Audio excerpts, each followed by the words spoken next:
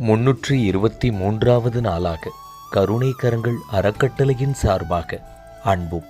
அன்னமும் என்பதன் அடிப்படையில் அருள்மிகு ரேணுகாதேவி அம்மன் சார்பாக காந்தி ஆசிரமத்தில் வளர்ந்து வரும் இன்று பிறந்த நாள் காணும் தீர்க்க சிரஞ்சீவி செல்வன்